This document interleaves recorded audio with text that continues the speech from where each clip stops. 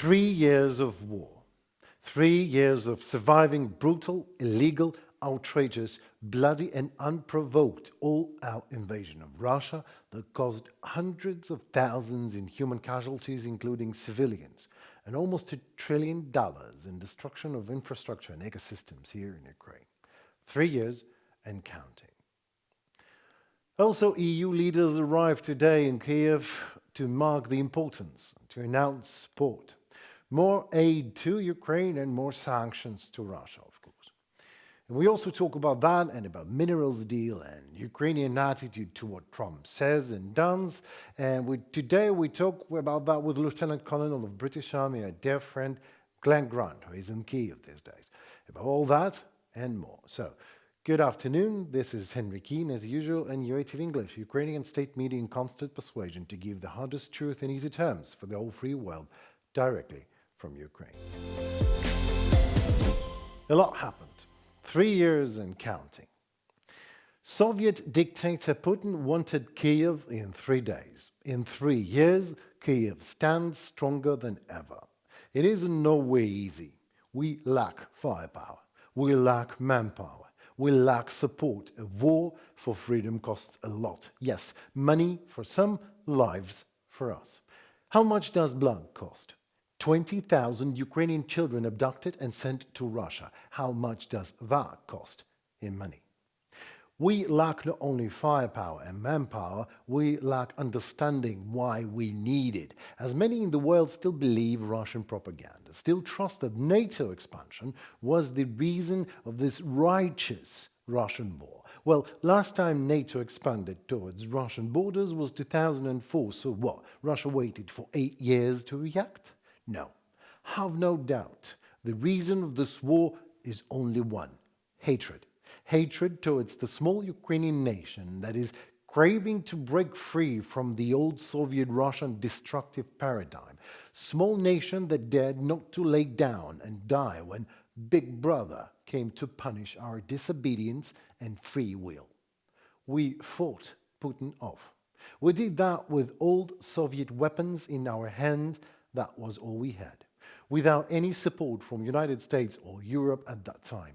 And we managed, and so Putin's hatred to us grew multifold, and he is committed to destroy our sovereignty and put an end to everything Ukrainian on the face of the earth.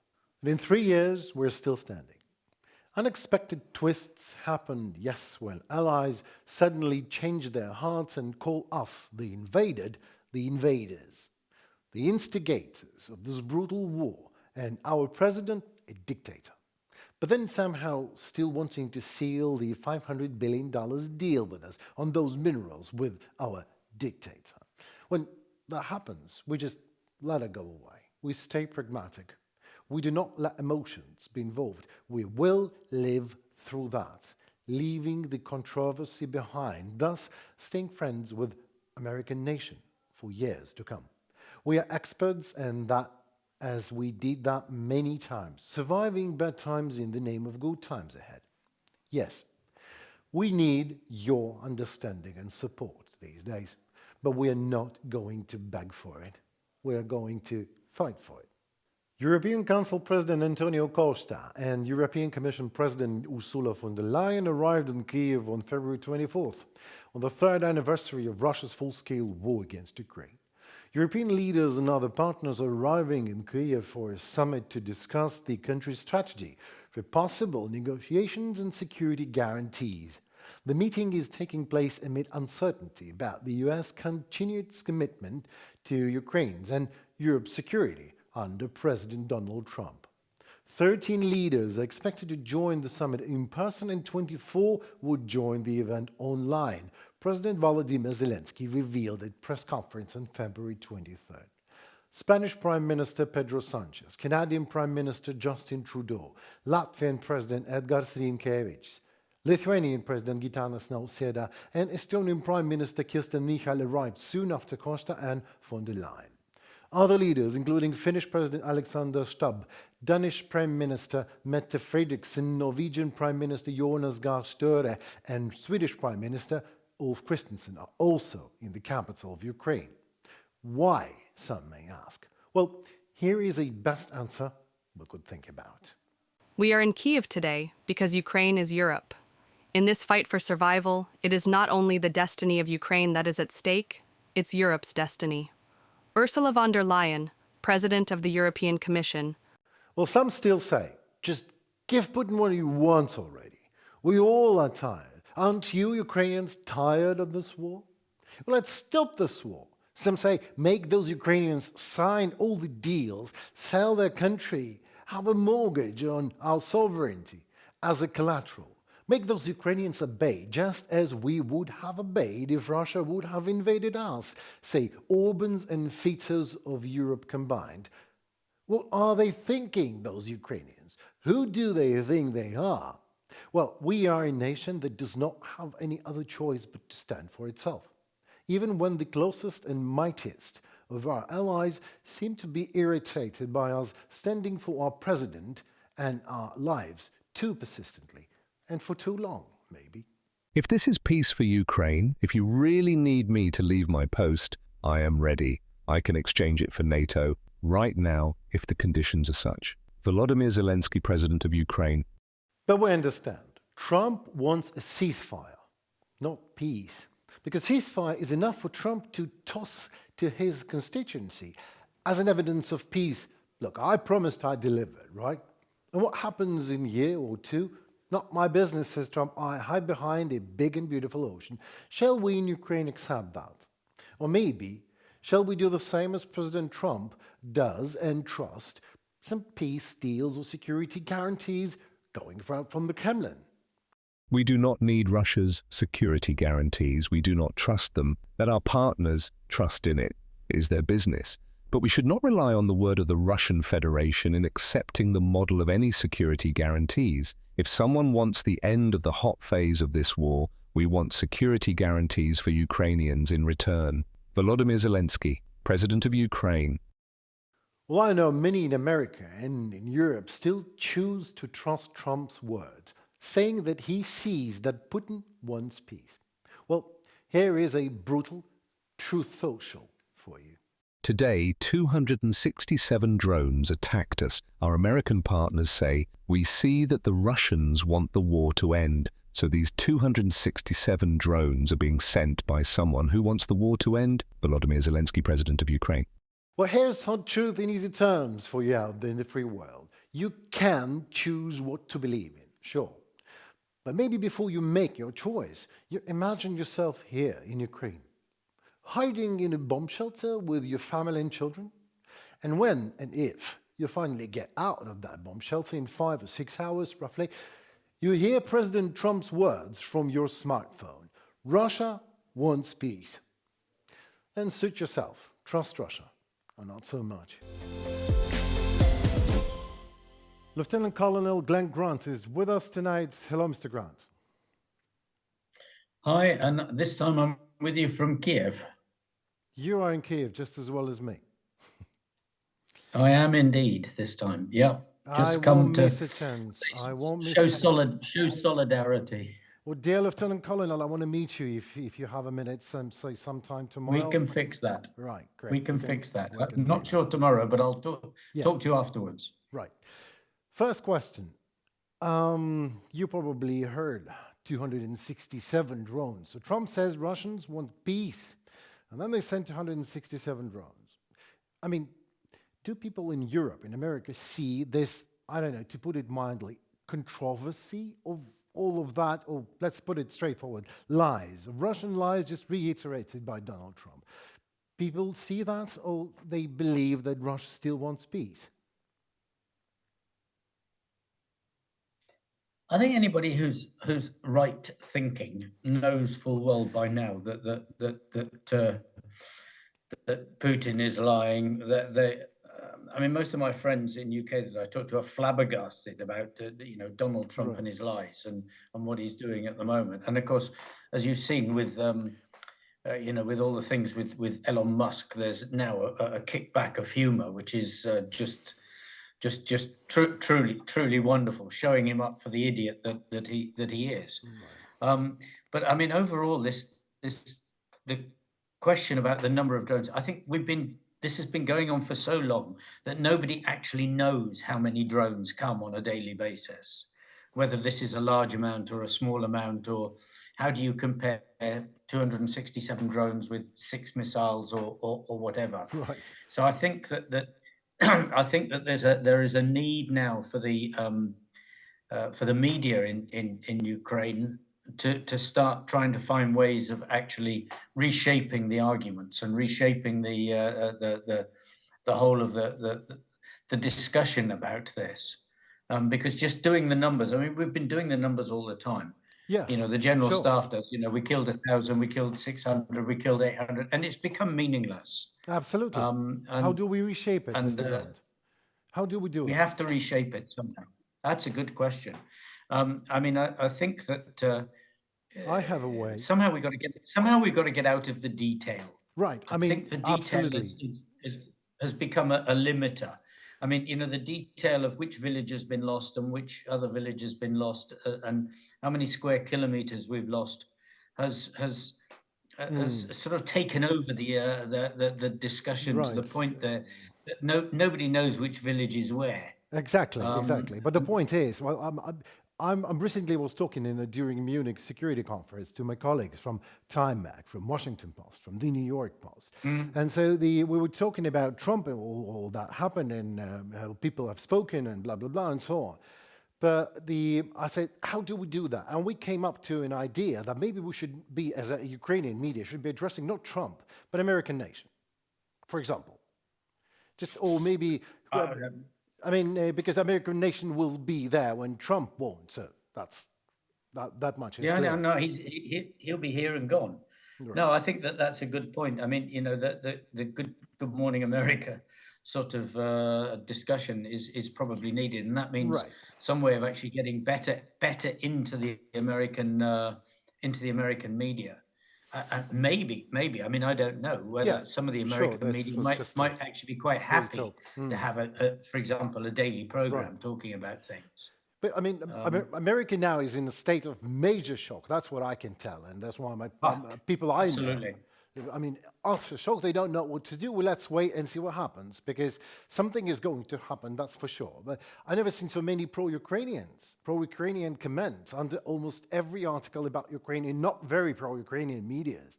I mean, and Trump did that by echoing Russian narratives, and people react. Americans react as this time is already about them. It's their thing. They are scared and angry now. Would you agree to that?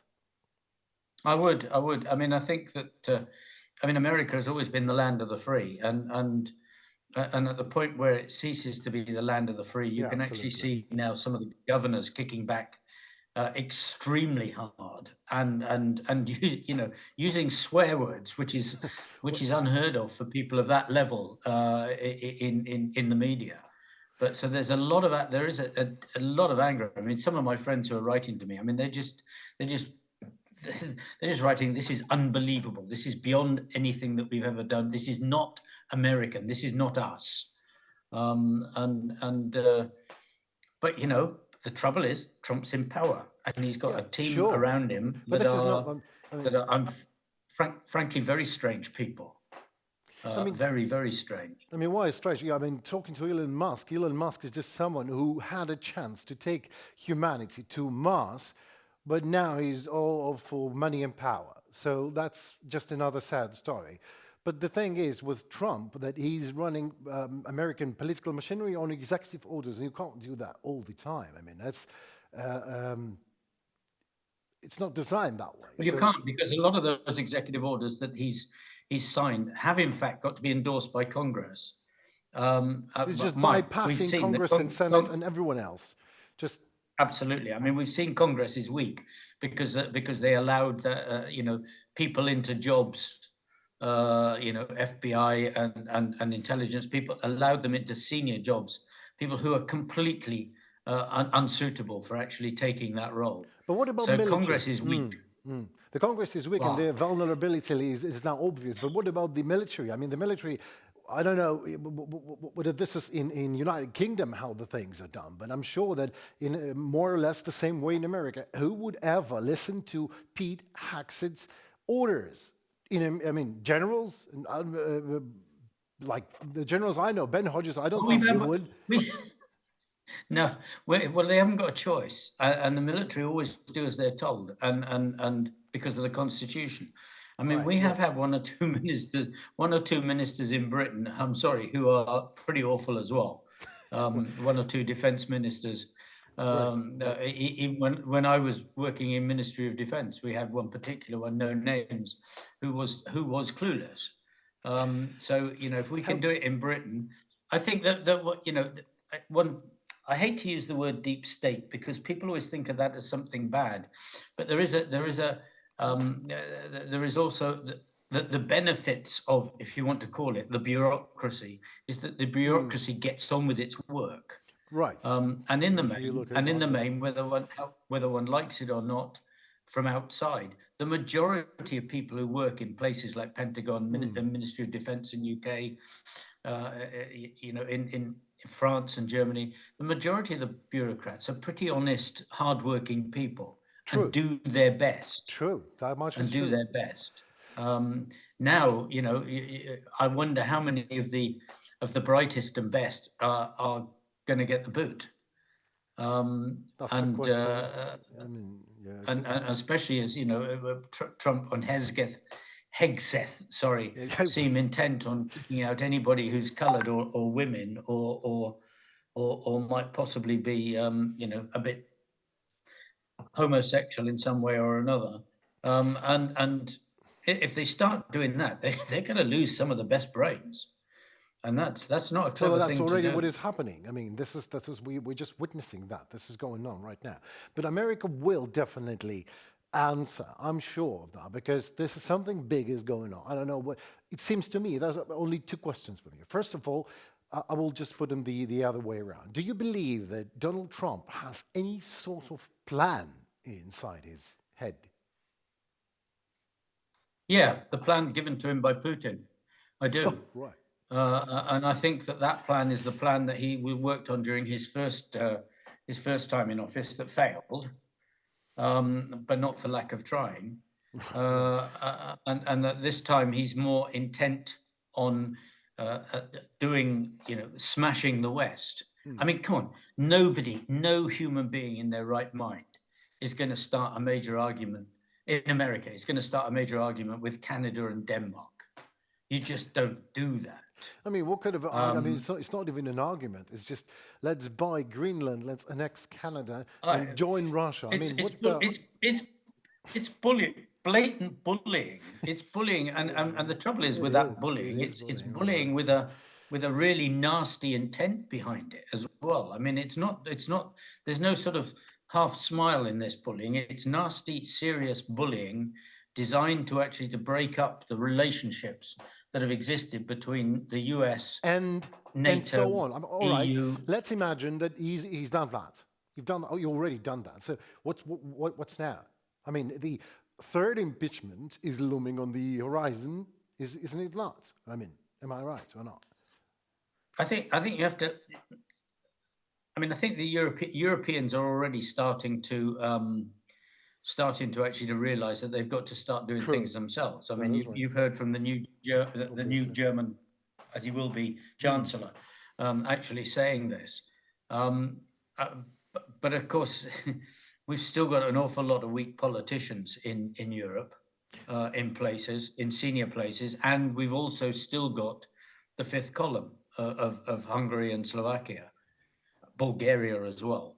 Well, I wouldn't say Hungary and Slovakia. I would say Fico and Orban, more or less. Because okay, but the fact is that true, they run the governments of those countries, now, whether one likes it or not. But I mean, again, I know that. Yeah. Sorry, pardon me for that. I'm just. No, it's okay. I mean, I know that that there have been quite serious parades in both Hungary and Slovakia, saying that we don't wish to be seen like this, and we don't want you don't represent us. You're reading my mind. But right. Does that make any difference? I mean, we had that in Georgia, and Georgia is still Russian run. So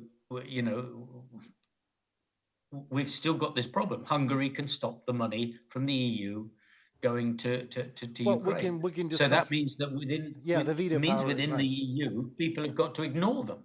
Right. They've got to create something new. Oh, well, we are in amidst the war, so these are our enemies, Russia, I mean, and we probably would have to count that they will act as enemies. So we have to probably address nations. Maybe that's the way out. But I don't know how to do it, but that's a good idea to think about later on. But the last question.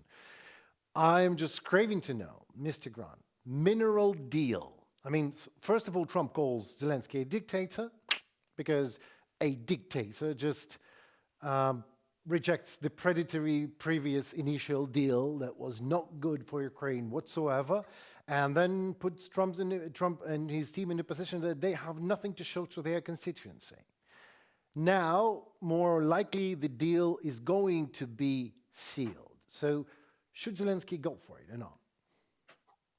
Personally, I think, in my own view, he shouldn't sign unless there are cast iron NATO-backed guarantees from US, because otherwise he's giving away the national treasure that he shouldn't, that he's actually not entitled to, and that could come back and bite him later. I mean, okay, if the whole deal goes before Parliament and gets a 50% vote in Parliament or something, then that is a different thing. But just coming out of the president's administration, I don't think he should sign it, because I think it's wrong.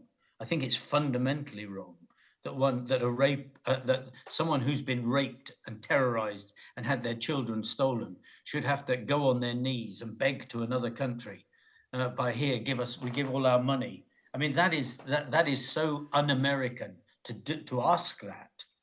That I just don't think we should play along with it, and that is where he should go to the American people and say, "This is not you. We don't want this." And okay, if he stops the arms and everything else, it may actually be a good thing.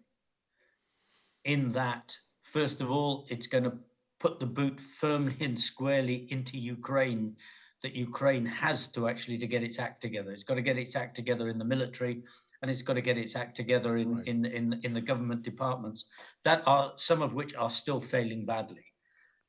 Secondly, it puts the boot into Europe. I don't think anybody in Europe is maybe one or two are rushing to say sign it, sign it, sign it. And if they are, then I'm sorry, but then they're as bad as, that's the weakness part. But you certainly, you're not going to get any pushback from UK, for example. Right. They will be very firmly that this is a sovereign issue. You should not be bullied into something that gives you nothing. I mean, what does it give us? Well, I can't see that it actually gives anything of any value at the moment, except losing your national treasure. And look what that's done to, look what that's done in places like Nigeria, where the oil and everything has been just sucked out and the profit's gone elsewhere. But your oligarchs, the country can't stand on its feet in those conditions. So unless Trump produces cast iron guarantees, security guarantees to counterbalance what is on that deal, then I don't think Zelensky should sign it. Thank you so very much, Mr. Grant. Again, it was an exquisite pleasure to hear your opinion, and I hope to meet you when you can. I'm going to text you. Yeah, I've got your details. I'll write to you afterwards. Thank you so very much, sir. Good. Goodbye. No, thank you. Goodbye. Well, that was it for tonight and these long 3 terrible years, and I am honored to be here in Ukraine to cover them for you. My name is Henry Keane, and we are UATV English, an English-speaking Ukrainian state media in constant persuasion to deliver hard truth in easy terms for the whole free world directly from Ukraine. Please like, share, and comment. Your voice matters, as it in turn helps Ukrainian voice to be heard globally. Stay safe and see you tomorrow.